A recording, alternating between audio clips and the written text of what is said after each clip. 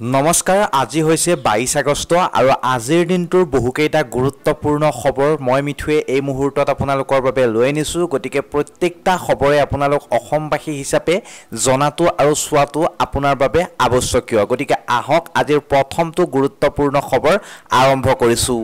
নলবাৰীত মুখ্যমন্ত্ৰীয়ে দিলে ভাল খবৰ আৰু এই ভাল খবৰসমূহৰ মাজতে 11টা গুৰুত্বপূৰ্ণ ঘোষণা কৰিলে অসমৰ মুখ্যমন্ত্ৰী ডক্টৰ হিমন্ত বিশ্ব শৰ্মাই।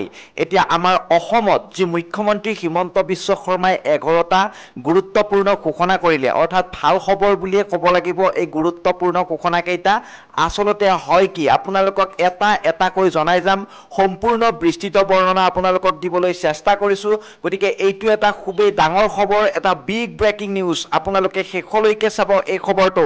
মই সম্পূৰ্ণকৈ আপোনালোকক স্পষ্টকৈ জনাই গৈছোঁ কি আছে আচলতে এই 11টা ঘোষণাৰ ভিতৰত। নলবাৰী জিলাৰ পৰা মুখ্যমন্ত্ৰীয়ে দিলে ভাল খবৰ।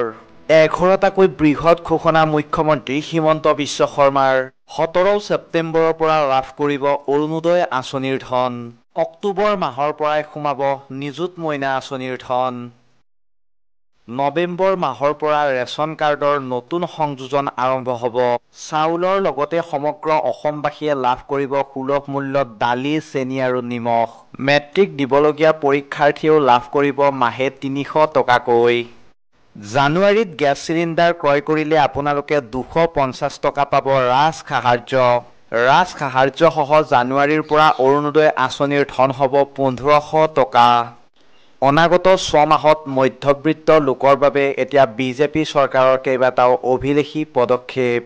নলবাৰী জিলাত উপস্থিত হৈ আজি মহিলাসকলক 10,000 টকাৰ চেক প্ৰদান কৰি এই ঘোষণা আমাৰ অসমৰ মুখ্যমন্ত্ৰী ডক্টৰ হিমন্ত বিশ্ব শৰ্মা ডাঙৰীয়াৰ। এই মুহূৰ্তত আজিৰ দ্বিতীয়টো গুৰুত্বপূৰ্ণ খবৰ, অত্যন্ত গুৰুত্বপূৰ্ণ খবৰ। অসমীয়া যুৱ মঞ্চই এতিয়া গৰজি উঠিছে। যিদৰে উচ্ছেদ কৰিছে সেইদৰে আপোনালোকে বিতৰণ কৰক মিয়াক, এই বুলি এতিয়া গৰজি উঠিছে অসমীয়া যুৱ মঞ্চ। আচলতে হৈছে কি, আমি আপোনালোকক সবিশেষ তথ্য এই খবৰটোত জনাই আছোঁ। গতিকে আপোনালোকে এই যুৱ মঞ্চৰ হৈছে কি, মিয়াসকলৰ বিৰুদ্ধে অসমীয়া হৈ কি ব্যৱস্থা গ্ৰহণ কৰিম বুলি কৈছে, আহক সবিশেষ আপোনালোকে জানি লওক। মিয়াৰ দপদপনি আৰু এতিয়া সহ্য কৰা নহ'ব। প্ৰয়োজনত লোৱা হ'ব কঠোৰ ব্যৱস্থা। মুখ্যমন্ত্ৰীলৈ আহ্বান, যিদৰে উচ্ছেদ কৰিছে সেইদৰে বিতৰণ কৰক। অন্যথা আমি আইন হাতত তুলি ল'বলৈ বাধ্য হ'ম। লগতে তেওঁলোকে কৈছে অবৈধ যিসকল লোক আছে এই লোকসকল সঁচাকৈ এটা ভয়ংকৰ জাতিৰ লোক হয় বুলিও মন্তব্য প্ৰকাশ কৰিছে এতিয়া অসমীয়া যুৱ মঞ্চই।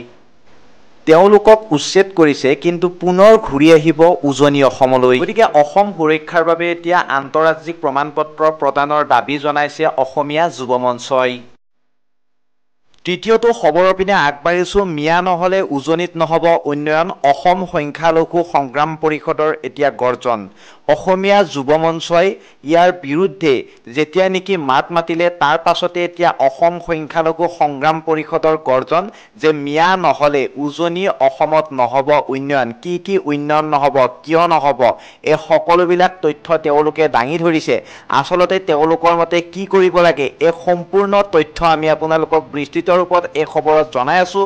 গতিকে আপোনালোকে যদি এতিয়াও আমাৰ চেনেলটো ছাবস্ক্ৰাইব কৰা নাই, সকলোৱে ছাবস্ক্ৰাইব কৰিব। ফেচবুকত চাই থকাখিনিয়ে ফ'ল' কৰি ল'ব আমাৰ পেজখন। মিয়া নহ'লে উজনিৰ উন্নয়ন হ'ব স্তব্ধ, এয়া আপোনালোকে কি কয় কমেণ্ট ছেকশ্যনত কমেণ্ট এটা কৰি জনাবলৈ নেপাহৰিব। সঁচাকৈ মিয়া নহ'লে উজনিৰ উন্নয়ন হ'ব নেকি স্তব্ধ?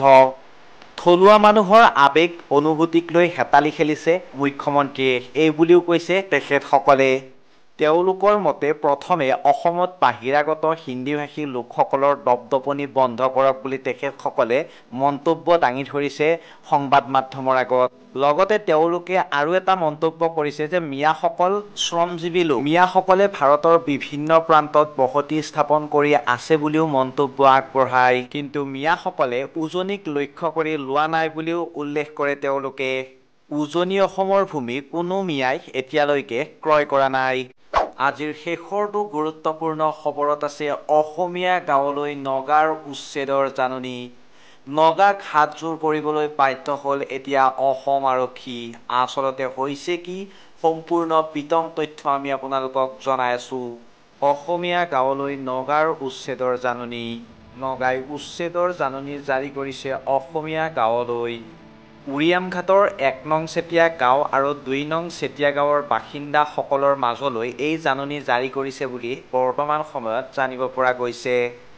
৭ দিনৰ এতিয়া সময়সীমা বান্ধি দিছে ১০ ঘৰকৈ লোকক এই নাগা জনগোষ্ঠীৰ লোকসকলে আৰু হাতে হাতে লাঠি জোং লৈ ওলাই আহিছে এই নগাসকল আৰু এই কাৰুকাৰ্য দেখি অসম আৰক্ষীয়ে এতিয়া নগা লোকসকলৰ আগত হাতযোৰ কৰা দেখা গৈছে।